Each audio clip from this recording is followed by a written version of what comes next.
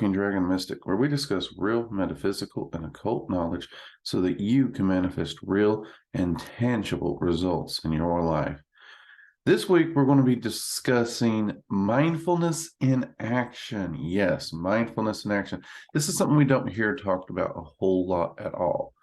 But before we do that, if you're interested in this kind of content dealing with the occult, magic, living a magical life, consider giving us a like, as well as subscribing to this channel, and turn on the bell icon so you get notifications every time we release a new video or go live. We do live streams, Magical Coffee Hour, every Sunday, 4 p.m. Eastern, or 4 p.m. Pacific Standard Time, and 7 p.m. Eastern Standard Time. We also have an online school if you're interested in more detailed, in-depth, affordable occult courses. That link will be below. And we have a wonderful gilded community where we do share information, research, chat, problem solving. It's actually a great, inspiring little community. It's more the people than it is me. I am in there though, and it's a wonderful community of occult practitioners who are learning. So consider giving that a try. You'll find that link in the About section. Now, if you're wondering why I'm so bad at opening and announcements all of a sudden, if you've been following this channel, guys, I've been moving. I've been on the road for a month now. And I am definitely out of practice. I do apologize. Though here we are, the new office. I am very happy to be here. It's given me, actually, I love the new framing. I don't know if you all can tell, but it allows me to get a lot better background framing and everything with the setup. And, well, it also gives me the ability to use my full lighting rig instead of trying to jury rig what I was before. So, mugs up to that, right? All right, enough with that. Let's get into this. Mindfulness in action. This video was actually inspired by you all, the viewers. A little while back, I did a video called Mage Minded. It actually wasn't a video, it's one of those YouTube shorts we've been tinkering with. And you all said you absolutely loved that. Now, I've got a lot of great comments, and you guys were asking questions, and you're like, how do I begin to apply this? Are you going to do more videos on living a magical life in your day-to-day life? And it's like, I really haven't done much of those. I did that one video I know of on living a magical life, but everything we do is magical, but that's not a cop-out to, not give good examples. And I thought we could roll these two together here. So for those who didn't see the short, the quote was by William Arthur Ward. And the quote said, "The pessimist complains about the wind. The optimist expects it to change. The realist adjusts the sails." Now, in that short, I said the mage is that realist. The mage is the one adjusting the sails, okay? Being positive or being a pessimist or an optimist, people do those things. You'll have mages that are upbeat, or, they're going to think the best, they're going to think the worst. We're all human. We all run that gamut. However, what separates the mage-minded from the general person or the general practitioner even, general occultist, is their actions. See, we step forward, we take actions to control our path, to master ourselves. We don't wait for random circumstances. We don't wait for random things to do things for us. We don't wait for others or entities to do things for us. We take action to set things in motion for us now, right now. Whether we think it's going to get better, we think it's going to get worse. We don't care. We're going to take action now to get where we're going to meet our goals regardless. We are going to trim those sails. We're going to make those adjustments. We're going to take hold of that rudder. And that is an important aspect that, honestly, I see far too many practitioners miss. So many practitioners get into the habit of, I did my daily offering to my spirits or my gods, and told them to, guide me. And then they sit down and they go through day. They punch the clock, they go to work, they come home, they sit, they watch TV. They do the same routine that they do day after day after day after day, expecting things to change, but they do nothing to change it. They don't actually get to a ritual to change it. They don't go to do spell work to change it. They just do that one little offering thing, and they continue to do the same thing they've always done and expect change. No, just like that ship, okay? Just like the ship in the quote. If the sails are set, if the rudder's set, and you're going one direction, and that's all you do, you're going to go that direction. The world around you will change. The winds will pick up, the winds will drop, the storms will come, they will toss you around wherever they want to go. But you and where you're currently set isn't really going to change. You're just going to go. And the mage needs to be mindful and understand that he needs to actually take charge of that life of his. And do everything he can to achieve goals and reach a point where he wants to be through magic and whatnot. Now, part of this mindfulness is being observant, paying attention to your surroundings. What's going on around you? What options are available to you? What resources are available to you? And make use of both magic and those resources. So in protection magic, for example, I always tell people you do your protection magic, sure, but you always, when you're out and about, you keep your head on a swivel and you're mindful of your location. See, you all know I've lived in many different places. My head is always on a swivel. Okay, if there's a person around or if there's not, I want to know what is around or what's coming around. But just because I say that, don't think Drake's on high paranoid alert 24/7. That would be stressful. But I'm mindful of where I am. So, for example, if I'm out where my mom lives, I won't give her address, Mom, don't worry about that. I know that area. I know it very well. And even though I don't live there, I can spot a person or thing that is out of place very easily. And it's a very open area. It's easy to see what's coming, where it's going. And because of that, even though that's not an area I spend a lot of time in these days, when I go visit my mom, I'm very relaxed. I really am. Because I know as long as my head's on a swivel, I'm paying attention, I'm mindful, and I'm looking around, which I'm always looking around even when relaxed because it's freaking beautiful out there. I love to look around, even in cities and nature, see what's going on, check out the architecture, check out the nature, the wildlife. I love that. So that just makes having my head on a constant swivel also beneficial. And unless something pops up out of place, chill. Now, at the same time, there's places in my home state where I would not go there if I was not on high alert, period. I really wouldn't. There's actually places in my home state I wouldn't go if I wasn't armed in some way. I'll be honest. And if I was there, you can bet I'm on high alert, you know what I mean? But those places, the situation changes. And so I observe and maintain my mindfulness differently. Same thing if I go for a walk right here around my neighborhood, for example. Me and the wife's already been out a few times, really loving it. This neighborhood's like uber quiet. That's one of the first things I began to notice about this neighborhood. And I'll be honest, I'm not used to this much quiet. So that's, I'm adjusting because of how noisy the last place was. So, that kind of, anytime something's out of place for your normal, that's going to pique your interest or draw your attention, which it does. But in walking around, pretty chill seeming.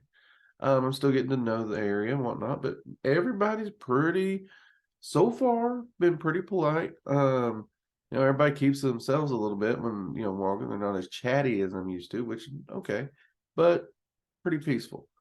Not really, what I would consider high alert. So I could easily go walking around here, relax, probably have my phone out, doing whatnot if need be. No big deal. Let's say I go hiking on a hiking trail or in the woods or something. I'm going to actually be a lot more alert because out in nature, even if there's no people, you still have animals. And even let's say you're in an area where there's no dangerous animals, the trail, the path, debris, all these things can change it, especially the trails I love to hike. They're not really what you would call paved or blazed trails. They're kind of the ones that you really do have to bushwhack your way through. So I'm a lot more attentive there. Same thing when I go camping. I love to build a beautiful campfire. Fire needs tending. I'm mindful of that, playing with it. This also goes into Magick, of course. I know you're wondering, Drake, why are you telling us all this? How's it go into Magick? Goes into Magick pretty easily because we as practitioners need to be mindful of what's going on in our lives, what we're doing, what our goals are, and where we're going, and how we can utilize our craft, our skill set to get us there, and what we can do to improve that skill set if we so choose. And this can be applied to every little thing. In fact, me and one of the admin, born oldest, anyone in the gilded community knows him. Some of you in the live stream have seen him chime in and say hello to us. We were actually sitting and chatting and discussing a concept about this. Now, before the move, y'all remember I was battling a little bit of a chest cold during the last live stream and whatnot. And you all know I have this habit of a cold hanging on due to some, lung issues from childhood. Well, teens. But anyway, I got over that before we was able to get into this house, which thankfully, but he was battling one for the last week or so, I think. It's been at least a week. I don't think it was more than a week, but if it, and we were talking about it. Now, I battled that dang cough for a month, probably before the move. And we were in the hotels. We were doing things. I was doing Magick, for the road trip, making sure the weather's clear so we can get good time, get where we're going safely, because there's winter storms just pretty much all in our path. And while I'm sitting there, while I'm doing this, I actually get interrupted in one of my workings because I had to cough, And I made the offhand comment that I wish I could do something about this freaking cough. My co-magician looks me right in the eye and is like, well, you've not done any goldering, you've not done any spell work, you've not done any ritual working. He's like, you've not done any energy channeling. He's like, you've not done anything to try and get rid of it. He was right. I had not. I am quick to do spell work for other people and help my friends. My friend Jade, if you all see her all the time in the live stream, she throws a clock at me when it's time to go. Jade has kids, so anyone with kids knows when a kid gets sick, everybody in the house gets sick. It just kind of goes around. So every time she starts to come down with something, I'm like the first one. It's like, make sure you're goldering your urus for the vitality and the healing, make sure you're doing this or this or this. Like, I'm giving her the magician's get well soon pack. You know what I mean? I will even do work to help her get through it quicker during my daily workings. I'll make sure to throw something in there specifically for her. But when it comes to me, I become an idiot. I become stupid. It's like all my knowledge and wisdom is outward, and when it comes time to turn it on me and help me, I just become a dang fool. And I found out Bourne had done the same thing. And I was like, well, you could use goldering or something or some ritual work to try and knock that out. I was like, and he's like, why haven't I thought of that? And I was like, don't feel bad, mate. And I told him, that cough I had. It took me that whole time until I was in the hotels to think to do the magic. And when I did the magic, seriously, the cough cleared up within a couple days. So a cough that I had been hanging on that long, had not been getting better, just boom, started clearing up the moment I did the magic. I was not mindful of my own needs. I was not mindful of the actual process of going on.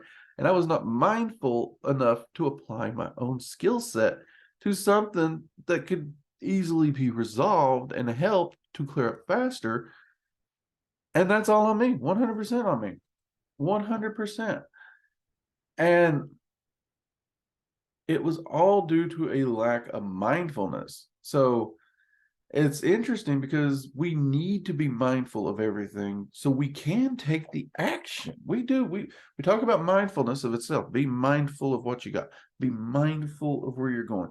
Be mindful of the blessings. Be mindful of, the way you think. Don't, put yourself down. Don't create negative thoughts constantly about yourself. We talk about these things. And then we say, make sure you're taking action in Magick. Magick takes action. You got to do the spell work and you got to take these actions, and you got to be active in life to make sure you're actually going where you get to go. You can't just sit down and expect things to be wish granted to you. We talk about these two things, and we talk about them completely separate, and we separate them like they're two completely unrelated concepts. Where in fact, the mage, the magician, the practitioner really needs to lock these two together and make sure mindfulness and action is always there. Always.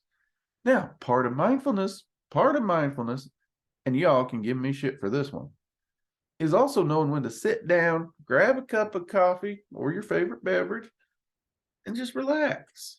Just take it easy. Throw up your feet. Relax a little bit.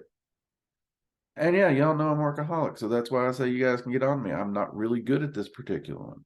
You need to be mindful of that. You need to be mindful of when you need to slow down. But the opposite's also true. You need to be mindful of when you're too damn lazy, when you ain't doing nothing, when you're getting nothing accomplished. And again, I'm speaking to me because I have been working on relaxing more. And now that we're moved, I can finally actually deep dive into my 6-month challenge that you all know I wasn't able to fully do. But I'm going to start it all over, a whole new 6-month challenge for me. But I can dive into that. But we also have an entire household to unpack and the packing materials to get rid of. I don't like unpacking. I hate unpacking. Technically speaking, from a guy who don't do a lot and use a lot of things in his house, everything I need is unpacked. And I still have a living room full of boxes. So I'm probably going to unpack those to get rid of most of that stuff. We're going to downsize. But that's work that has to be done. I can't just leave it sitting. I got stuff that goes out in the building, the backyard, and those need to be unpacked. So I have things that I need to do. I have work I need to do. I need to shoot videos. I got classes to do. So I need to be mindful of getting things done at a steady rate, not getting too lazy, not over relaxing. But I also, and this is a big one, I need to be mindful of the rate at which I'm doing it. See, because when I set my office up, I immediately was like, okay, I need to do this. I need to do this. I had this big list of work that I needed to get going. Now, YouTube videos. You all know I release a video every Tuesday. I do a live stream. Okay, those things are always on the calendar. Always. That I need to do. Those are absolute priority. I am reviewing the evocation course to see if any reshoots need to be done, and also to remind myself where I'm at so I can continue shooting it and get it done. We don't have a release date for that because there's so many things in the air. That I can throttle a little bit. I can watch those videos and throttle that and keep that so it don't overwhelm me. Maybe watch 1 or 2 or 3 a day, whatever it may take, and instead prioritize unpacking over that. I need to get the live workshops over at the school up and running again. I know I'm wanting to try and get to 1 a week and then eventually 2 a week. Okay, that's great. Well, currently we have none. I could actually get to 1 or 2 every other week, and that's still better. That's still progress without, again, overtaxing myself during the unpacking process. So you can see there is a throttling and a mindfulness to just how you're spending your life. Because even as a magician, if I'm just constantly going and hit burnout every day, all day, any magic or rituals I do, they're going to be half-assed. There's going to be no energy in it. There's going to be no will to really do it because it's just like, I'm just freaking tired. You're just going through the motions to get it over. You really are. And I don't want to do that. I don't like doing magic like that. Now, that's not to say if I'm sick, I don't do magic. I do. But there's a difference really in burnout and illness, because there's a difference in tired due to physical illness and just a burnout point of I don't want to do anything because I've done everything. And since will and intent are so important in magic, you don't want to do magic when you don't want to do anything. You have to have that will and intent. And living your life mindfully and understanding your schedule and understanding how you're applying it is very, very important. And observing your environment, understanding what you need to do, these are all parts of it. It really, really is understanding what you need to do and understanding yourself. I mean, this is all being mindful of self. Like if you know certain things like set you off or stress you out or whatnot, you need to ask yourself, is this something I can go through life without? Yes or no? If the answer is no, you're going to have to find out how to make peace or work with it so that you have control over you. The situation doesn't. Remember, we are mages. We are people who are seeking self-mastery. So if an external thing has over control of you and you don't have the control, that's something to work on. Consider that. And that may be one of our next videos. Anyways, I hope this has given you some perspective on being mindful of everything that you're doing in your life, including relaxing, which is very important. Don't forget it, as well as applying it to action. And yes, I would even say sitting down to relax mindfully is taking action. You are taking the action to make that time and relax. And you're also being mindful not to just become a couch potato. You really are.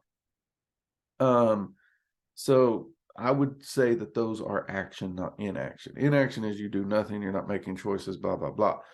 When you are mindful of what's going on, what you're doing, what you need, and you choose to take the action necessary to make it happen, whether it's be to unpack a freaking house, to do a ritual, or to relax and do some self-care because you know you need it. We all need it.